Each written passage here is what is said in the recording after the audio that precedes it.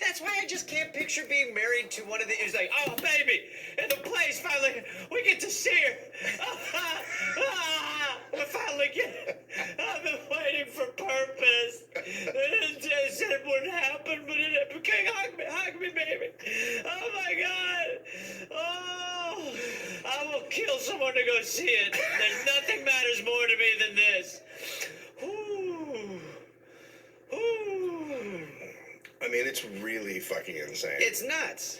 This reminds me a lot. It's like girl watching. It is exactly like girl watching. It's just, except this person is like figuring out ways to kind of modulate. Yeah, right. Girl watching that as assault. She was more of a that was like she was a victim. Like, that was crazy. Yeah. This is a woman using her. She understands what she's doing. Right. And fucking good for her. Like she's like, these guys are. Yeah. I assume she thinks they're all idiots. My guess is now she can wear pants. Yeah. So, and smoke in public. Hundreds are turned away at the door in Virginia City. People stood packed in the aisles. The male miners couldn't believe what they were seeing.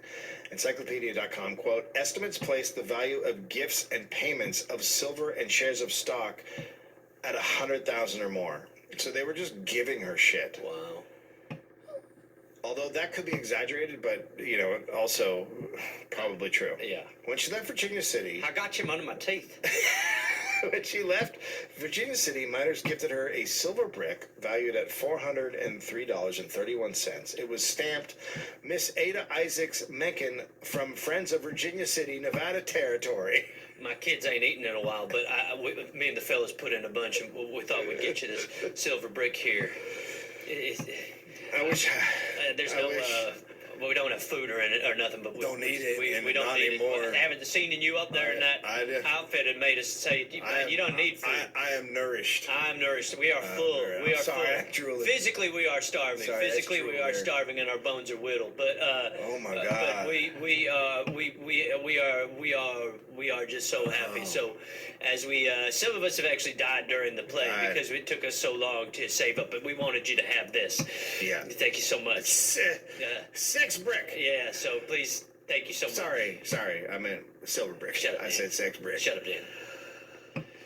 All right, well, we don't have homes. We sold them for this. We'll see you later. Bye, mate, and bye, miss. Oh, that was worth it. Oh, my God. She's so normal. I like sleeping outside. She's so normal. Yeah, she's... down to earth. I've never seen one before, except my wife, but this one...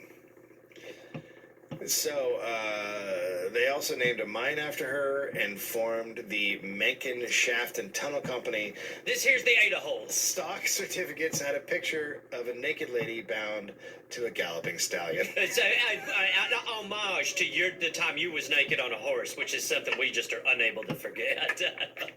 Woo! So when she got back to New York City, she was loaded. But the East Coast wasn't the West Coast during the war. Easterners were worn down by 4 years of fighting. They didn't want to go out to shows. So Ada got an offer to come to London, and off she went in April 1864. Mazeppa and the Naked Lady opened on October 3rd. There had been a lot of discussion in London papers over whether or not audiences would like it, but I mentioned a Naked Lady, right? Yeah. Yeah. So they went apeshit. Okay, for sure. She received 12 curtain calls on opening night. That's honest to God, that can't be. You, at one point, like after 3, you're like, I'm not going out there again. They're beating each other up. Fine, one more. That's it. I'm capping it at 9. Well, unfortunately, the man is strung up, and they said that they will take his life unless there's another curtain call. For God's sake. They don't even need the other cast members to come out anymore for the curtain call. A critic, quote, "The most popular of American actresses has conquered us." Once again, the top writers became her friends. Poet Algernon Charles Swinburne wrote the poem La Venice for her. She would next perform in the play Children of the Sun there, but ticket sales dropped off. Interesting. So after 6 weeks, she did Mazeppa again. So she was like, I mean, obviously, like, this is like, she's typecast. Yeah, pretty much. I mean, they just want to see her in the tight outfit. Yeah, so she tries acting, sure. and they're like, no. Nah, something was different. It's not naked enough. It was weird. Her marriage with Newell was officially over in 1865. They got it annulled, right? Annulled, that's correct. She went on an American tour again in 1866 and did well.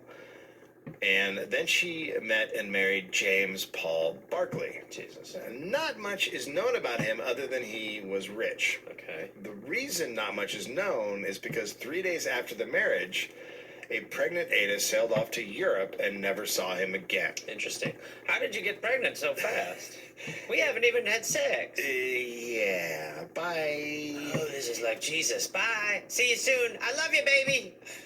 Well, she was just using him to cover for the pregnancy, so that she could say I'm married and have a kid. She went to Paris where she had the baby. Okay. The son was named Louis Dudevant Victor Emmanuel Barclay. So she was like, well, I've been in Paris for a day. It's a French baby. That's right. She wasn't there to perform Mazeppa, but the play The Pirates of the Savannah. Audiences and critics loved it equally, sold out shows, and she was constantly in revealing clothes in the play. Right.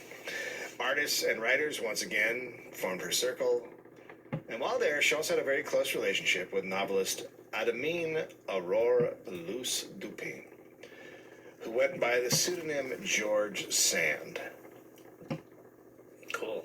My last name would be Sand. Sand was the godmother to Ada's son. By the time the show closed, Ada was now one of the biggest celebrities in the global north. Wow. So she's now huge everywhere. Right. Newspapers and magazines wrote about every move she made. Rumors, whether true or false, just increased her fame. But it wasn't enough. She wanted more. She believed if she published her best poems, it would lead to true immortality. What? She wants to be forever known, and she thinks if she writes... That's not true immortality. Well, it is to her, as an artist, I guess. Right. She wants her work to live on forever. Yes. She doesn't want to be like, I'm immortal. I'm 500,000 years old. If you write good poems, you never die. You want to see the play again? Just me. Ada. Old Ada. I'm Ada from the mountain. So she starts working on her collection of poems called In Felicia. Now, she's not the best actress. Her fame on the stage was, from being naked mostly, Right. and the ability to keep her name in the papers constantly. Mm-hmm. But she's a good poet. Okay. Critics praised many of them, although the technique isn't great. As she was waiting for the book to be published, she headed for London and opened Pirates there, but nobody cared. Some said she was lacking energy. She probably was not well. She returned to Paris and began rehearsing a new play. It turns out that previously during a performance, the horse had ran too close to a flat on the stage, and her leg was badly cut. Okay. On June 9th, she collapsed on stage. She spent the next month in bed, and doctors had no idea what was wrong, but they told her she would make a full recovery. Okay. Good. On August 10th, she died. She was 33. Holy shit. The cut had led to a cancerous growth, and she had advanced tuberculosis. Wow. She was buried in a cemetery, but then later moved to a Jewish cemetery the next year. George's son, George Sand, had her son secretly adopted by wealthy parents, and no one knows who to this day. Wow. 8 days later, she died. 8 days after she died, her collection of poems, In Felicia, was published. It was dedicated to Charles Dickens, who believed she had the heart and brain of a great poet. Ada Menken's success in California theaters was not matched until films became popular. She was appreciated around the world, but never felt more loved by an audience as she was when she performed in California and Nevada. That's crazy. It's also crazy, like, I was thinking of this because I got bitten by a pig, and on a farm, and I was like... You can't just say that. Hey, I was bitten by a pig on a farm within the last 8 days. That's not And, Dave, shut up and let me tell you my story that's relevant about when a pig bit my hand. Blood poured from it.